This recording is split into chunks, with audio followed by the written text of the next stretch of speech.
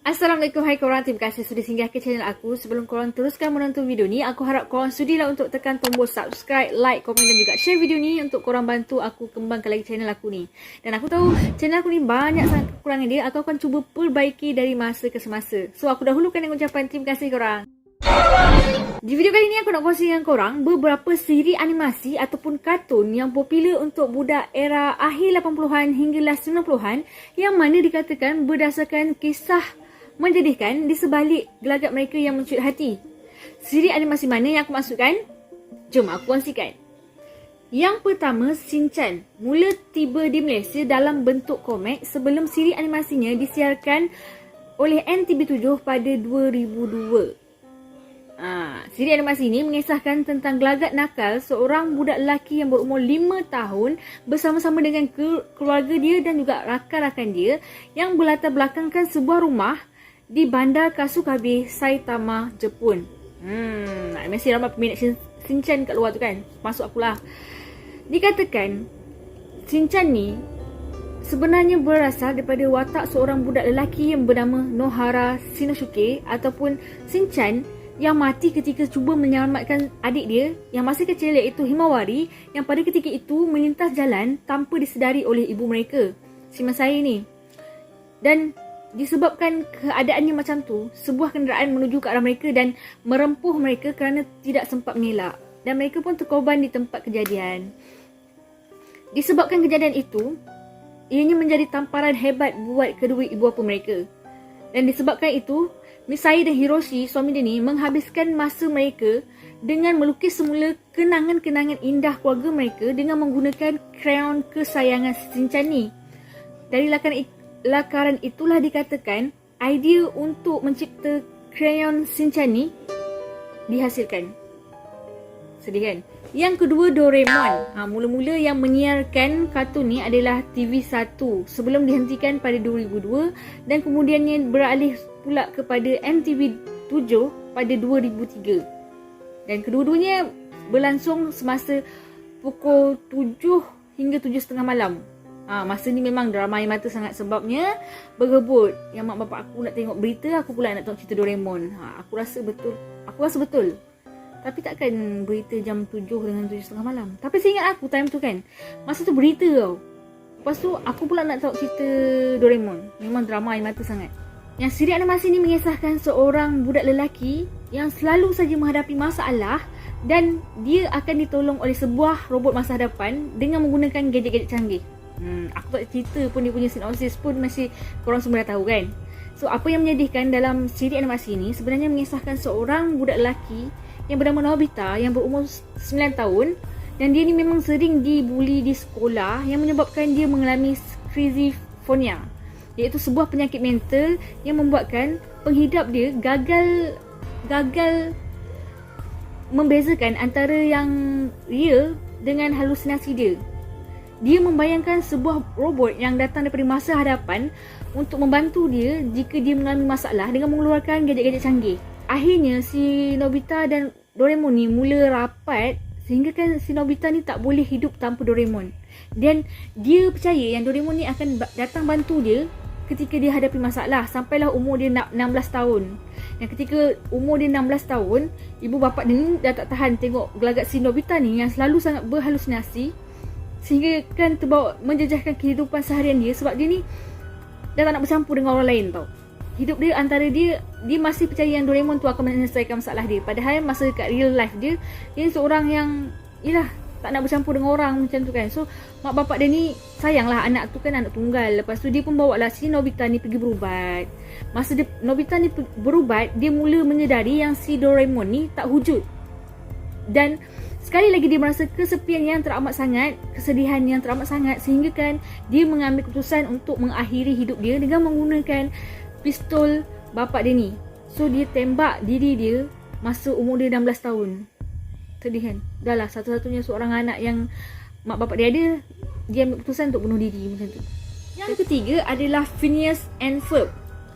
Siri animasi ni ditayangkan di TV2.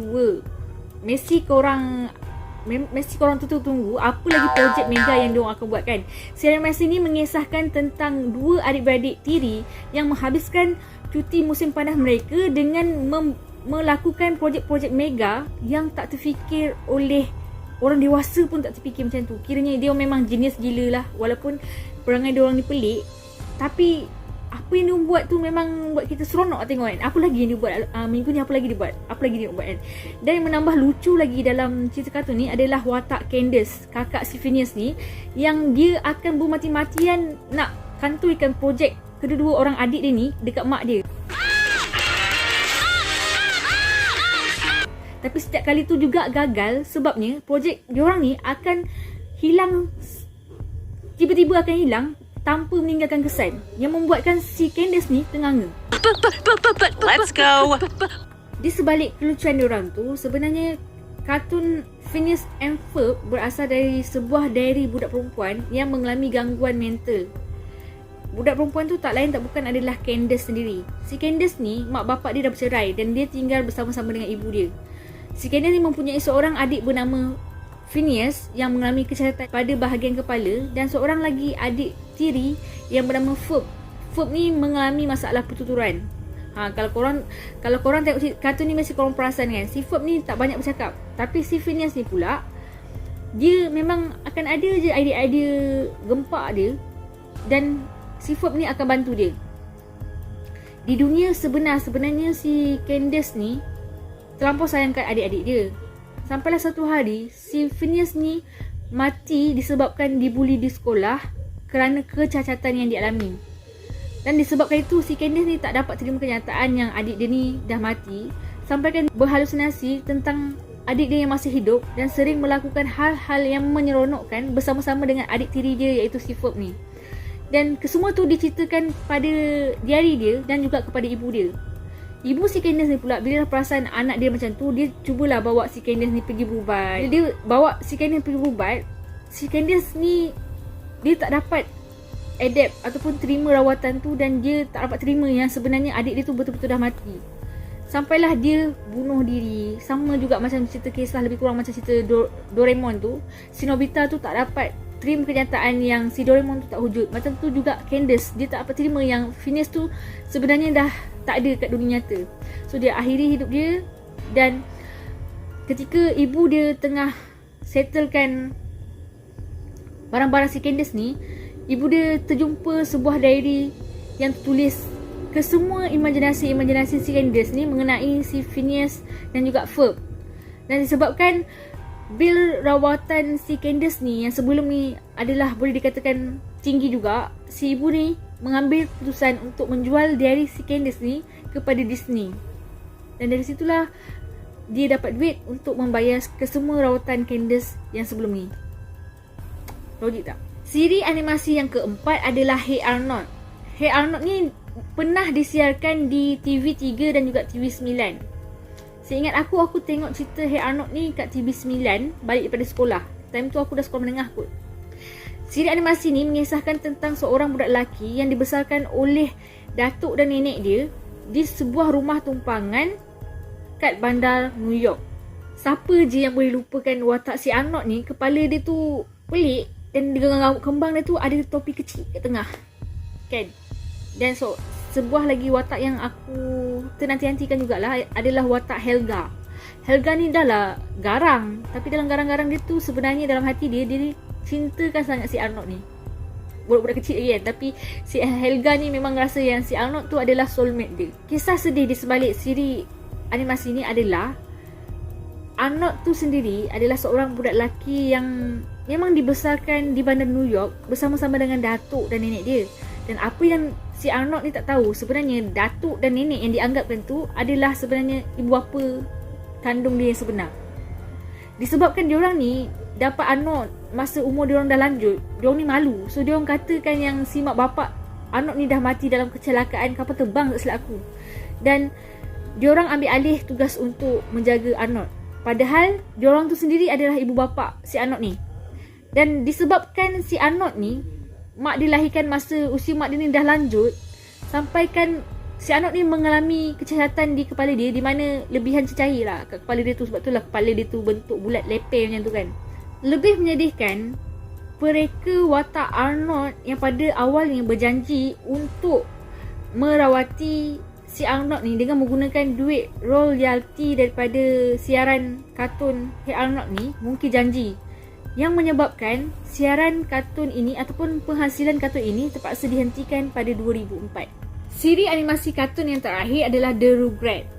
The Rugrats ni pernah disiarkan di TV3 dan juga TV9. Ni antara siri animasi kartun yang aku tunggu jugalah. Sebab aku suka watak baby-baby comel kat dalam cerita tu, dan juga cara diorang selesaikan masalah dan juga cari masalah. Kisah menyedihkan di sebalik siri animasi ini adalah animasi The Rugrats ni berasal daripada imajinasi seorang budak perempuan yang bernama Angelica. Korang tahu kan watak Angelica yang dalam cerita tu yang macam psycho sikit tu, yang dia depan orang dewasa dia perangai baik sangat, bila belakang orang dewasa tu dia yang tukar mengarah-ngarahkan baby-baby lain tu kan. Angelica ni dikatakan tak ada kawan sampailah dia berhalusinasi ataupun berimajinasi tentang kehadiran bayi-bayi yang lain tu. Dan apa yang menyedihkan dan juga aku rasa menakutkan jugalah, bayi-bayi yang dibayangkan tu telah pun mati. Seperti watak Chucky sendiri, dia dah mati ketika dilahirkan bersama-sama dengan ibu dia. Dan juga watak Tommy tu pun mati ketika dilahirkan. Dan untuk watak si kembar, iaitu Phil dan juga Lillian, watak si kembar tu berasal daripada janin yang digugurkan oleh salah seorang kenalan keluarga dia. Disebabkan masa digugurkan tu, dia tak tahu yang apa jantina janin tu. Jadi dia membayangkan janin tu adalah sepasang kembar, lelaki dan perempuan. Itulah yang jadikan watak si Philip dan juga Lillian. Seram kan? Itulah tadi siri animasi yang pernah menghiburkan kita orang untuk budak-budak akhir 80-an sampailah 90-an. Aku tak tahulah, tapi untuk aku sendirilah, aku rasa kat luar-luar sana pun setuju sebenarnya teori-teori ni hanyalah rumor-rumor yang disebarkan dekat internet untuk sebab-sebab tertentu ataupun hanya semata-mata untuk naikkan ranking siaran TV ni ataupun animasi ni. Tapi aku rasa kalau tak ada rumor-rumor ataupun teori-teori ni pun, kartun ni masih boleh pergi jauh sebab memang menarik kan. Karakter diorang, cara diorang menghiasi hidup kita orang memang sangat-sangat menyeronokkan. Dan kita orang tertunggu-tunggu waktu siaran kartun-kartun ni. Walaupun watak diorang tu mungkinlah bentuk diorang, kepala diorang ke ataupun cara diorang mainkan watak tu pelik ataupun muka diorang pelik, aku rasa adalah semata-mata kreativiti si mereka.